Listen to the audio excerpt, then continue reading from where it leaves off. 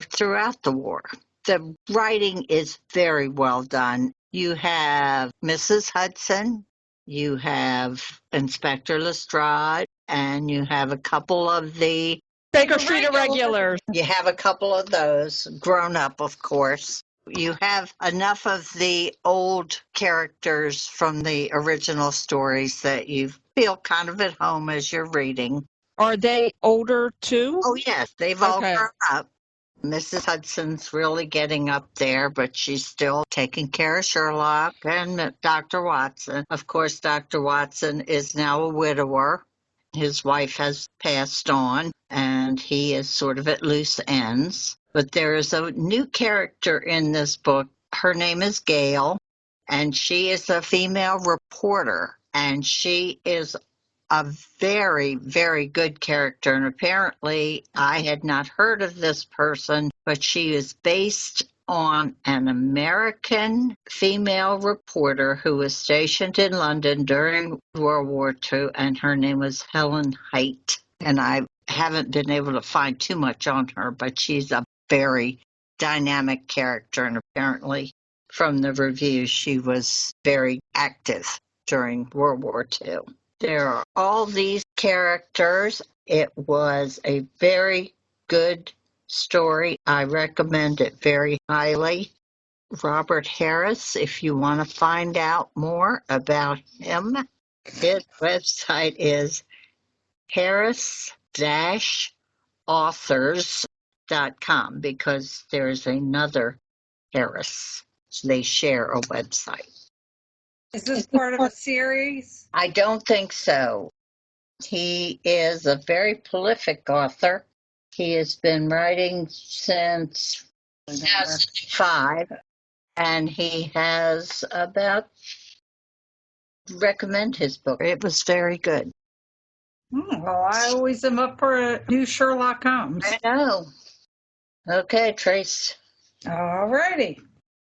I'm going to make a prediction before I give you my review.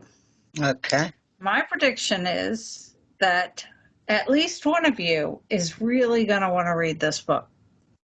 Okay. I'll let you figure out who I think that might be. But you know what? It might be both of you. So the name of this book is called Skeptic in Salem. Okay. Sounds good to me so far. It's part of a series. It's the Dubious Witch Cozy Mystery, and this is the number 3 in this series. And each episode, and I'll tell you why I'm referring to it as an episode. This one's called The Episode of Death. I think the first one was called The Episode of Murder, but the reason why is because our protagonist has a podcast. Yeah. She lives in Salem. Who wrote it? Oh, I guess that is important, isn't it? Her name is Fiona Grace. And talk about a prolific author. Miss Fiona here has 55 books. Wow. In different series. This seems to be a new one for her, but I really enjoyed it. When Mia Bold, who is 30 years old, learns that the pharmaceutical company she works for only cares about money, she quits on the spot. Now, this all happened in the previous books, but I was curious about Miss Mia. When does this take place?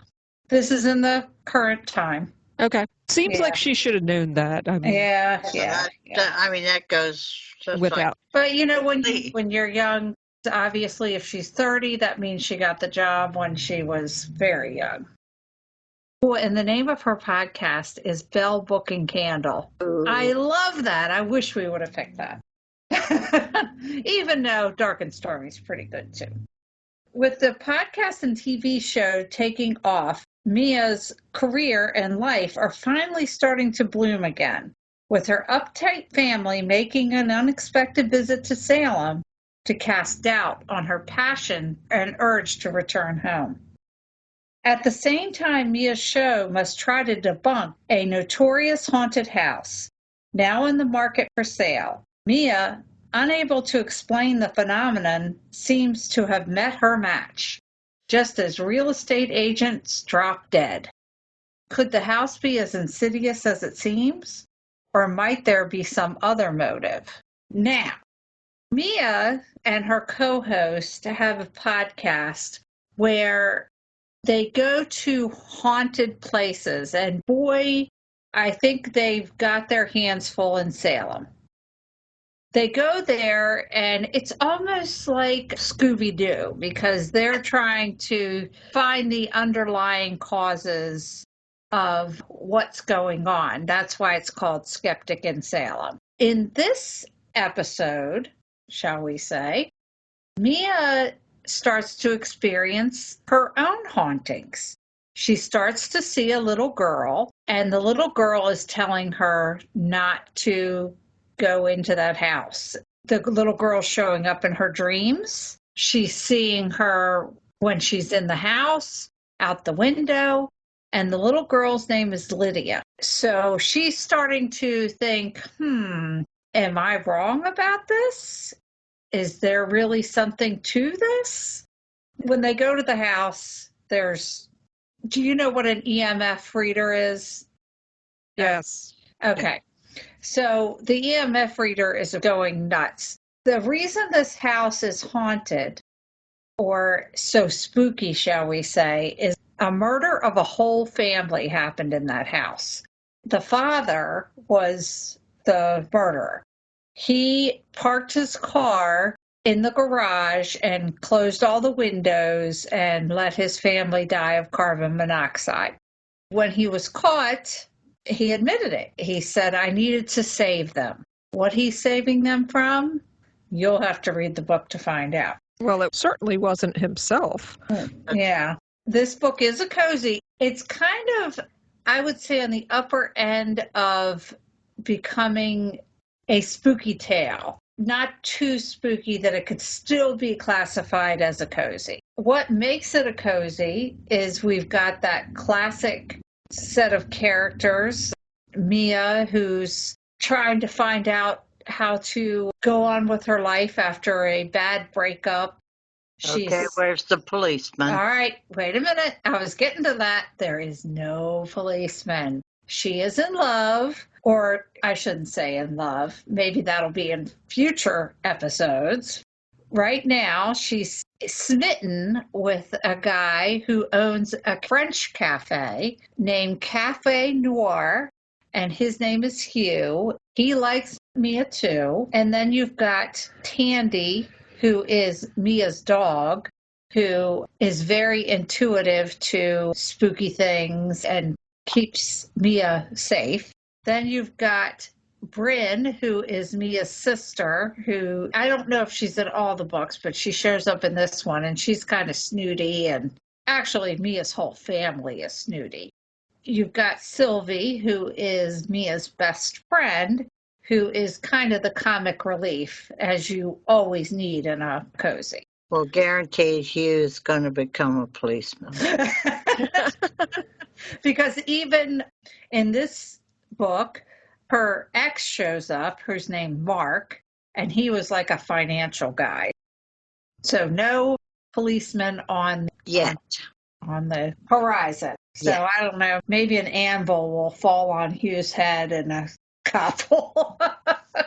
Well, there's got to be some cop around. Got to investigate this thing. They can't do it very well because, Mia's got to carry the load. Yep. I really enjoyed this, and I want to go back and read the first two. This just came out in August. I think it's going to be a while before there's another installment. I'm hooked because I love Salem and I love the whole ghost hunting thing. I really enjoyed that. And plus, can't go wrong with a cozy about a podcast. That's true. So did I entice either one of you to read it? Oh, absolutely. Sure. Got to get it on my list to read. It's now up to 30-some books. 30? That's low. That's, for you.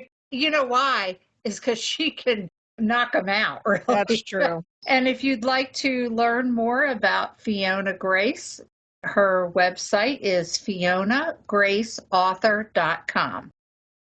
Okay, well, that gives you three. Sounds like three really good books to check. And actually three very different books. Yes, yes.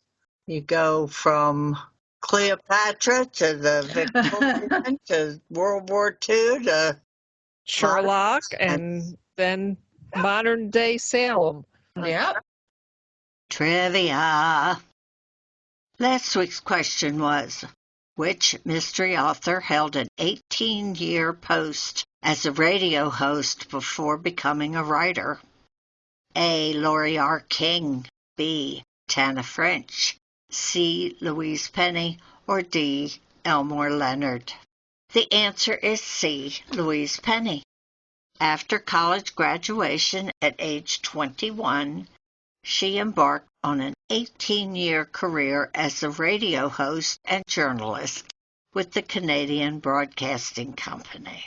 This week's question is, in 2016, 100 years after Agatha Christie wrote her first detective novel, the Royal Mail released 6 postage stamps in her honor, featuring The Mysterious Affair at Styles, The Murder of Roger Ackroyd, Murder on the Orient Express, and Then There Were None, The Body in the Library, and A Murder is Announced. What was unique about these stamps? A. They included a copy of her fingerprints. B. They were first no-lick stamps. C. They were printed upside down. Or D. They had microtext that gave clues to the solution of the mystery. Good luck. Well, that brings us to the end of another episode, and we hope you'll join us next week. And remember, Life would be boring without a little mystery. Bye.